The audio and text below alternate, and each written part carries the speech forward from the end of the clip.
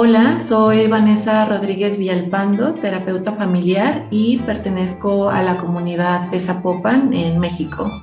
Hola, soy Alan Tiscareño Rodríguez, terapeuta familiar y también soy miembro de la comunidad de Zapopan en México.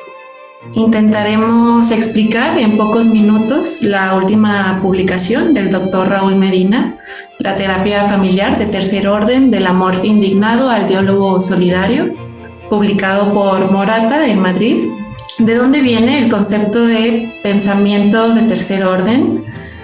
La terapia familiar sistémica abre el camino para un tercer orden inspirado por el maestro Bateson, que propone hacer conciencia de los sistemas que envuelven la cotidianidad familiar, lo cual implica un cambio de paradigma, un salto que no se ha querido dar por largo tiempo y que, bueno, siempre hubo declaraciones de la importancia de la estructura en el malestar individual y familiar y, salvo honrosas excepciones, nunca se pasó la frontera. Solo eran declaraciones bien intencionadas.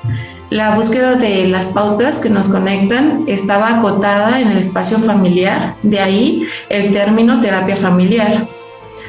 Tercer orden implica pasar la valla y tomar en serio los intercontextos del malestar, o, expresado de otra forma, es darnos permiso para explorar aquellos sistemas no familiares que están presentes en el malestar, desde cuestiones estructurales como la pobreza, la injusticia y la marginación, hasta las mitologías en las que paradójicamente la misma familia representa en su cotidianidad, como el patriarcado, el clasismo, racismo y actualmente el hiperconsumismo, entre otros problemas estructurales.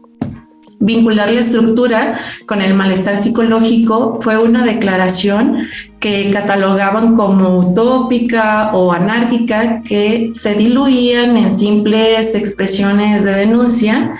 Y pues ya tenemos permiso. McDowell, Knudson Martin y Bermúdez en 2019 publican en Family Process el artículo El pensamiento de tercer orden en terapia familiar, abordando la injusticia social en la práctica de la terapia familiar.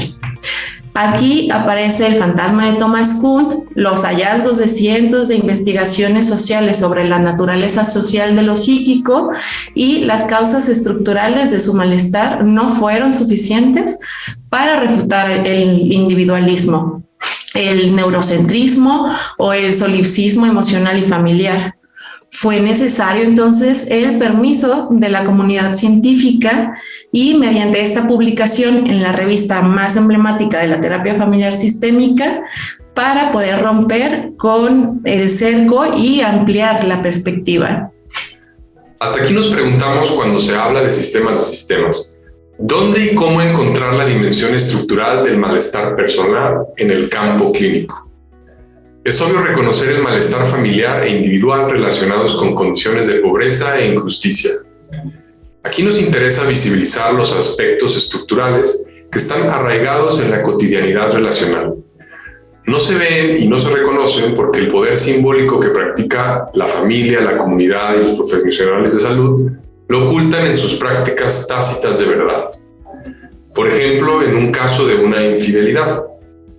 Juan y Estela están casados desde hace 20 años y tienen 3 hijas. Juan le es infiel a Estela. Estela se indigna ante la traición de su esposo por haberla engañado con otra mujer y lo echa de la casa. Su resistencia fue sometida por una red de personas. En principio, Juan minimizó el hecho y explicaba que era normal para un hombre caer en tales fallas. No era solo una creencia personal, sino colectiva, que comparte con su grupo de pertenencia.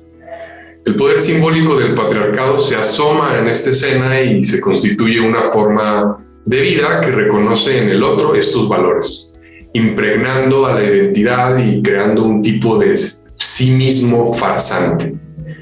Estela recurre a su familia de origen para sentir comprensión y apoyo, pero sus padres la hicieron sentir culpable por no haber hecho lo suficiente como mujer para mantener a la familia unida.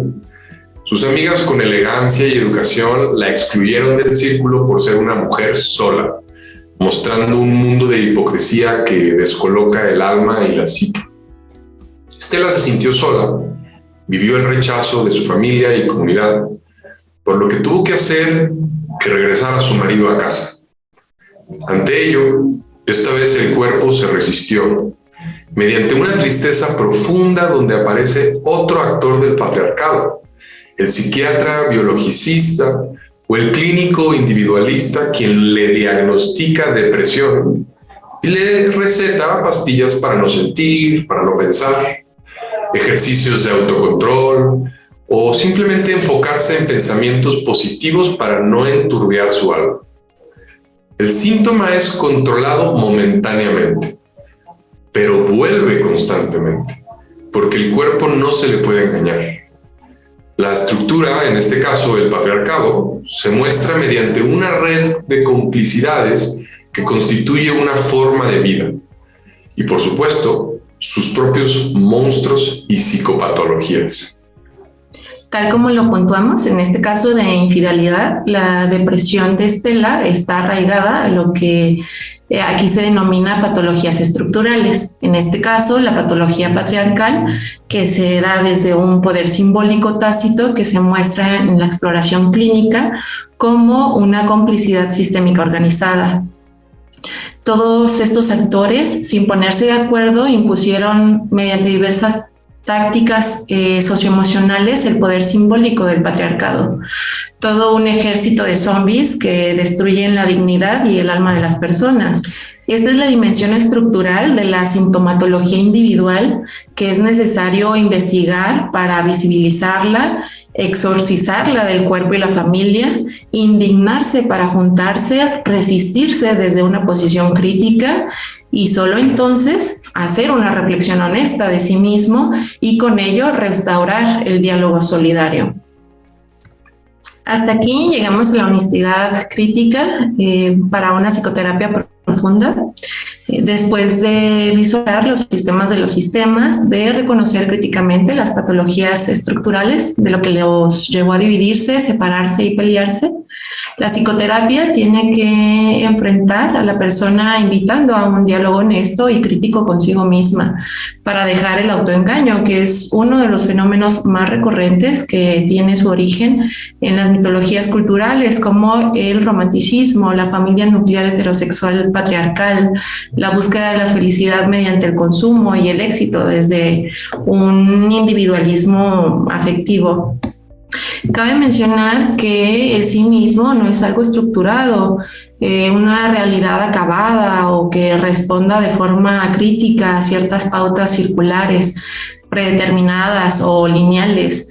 Es más bien una relación continua, abierta con uno mismo y con los demás. La honestidad crítica implica conversar con plena conciencia entre uno mismo en relación con los demás. Es por lo que es necesario invocarlo a la honestidad crítica para hacer un trabajo clínico a profundidad. Profundizar la reflexión del sí mismo desde la honestidad crítica es un proceso doloroso, pero con resultados terapéuticos liberadores porque se verá a sí mismo en corresponsabilidad y consecuencia. La honestidad crítica conduce a revelarse hacia uno mismo, revelarnos hacia lo que somos. Ahí es donde se puede ver la influencia estructural de la existencia y aquellos intermediarios del poder que nos recuerdan todos los días cómo deberíamos de ser, no salirnos del guión o de los mandatos y valores estructurales, familia patriarcal, la clase social, el éxito y el sentido de la vida en torno al consumo, etcétera. Hasta entonces es posible explorar genuinamente desde una posición honesta, autocrítica, otras formas de ser que permitan la convivencia y con ello generar un profundo cambio terapéutico. Este sería el objetivo último de una terapia crítica de tercer orden. Este es el camino clínico en la terapia familiar de tercer orden que propone Raúl Medina en esta obra y espero que con esta breve introducción de la terapia de tercer orden haya dejado en ustedes más dudas que certezas e invitarles a leerla para provocar un diálogo abierto y crítico con el autor.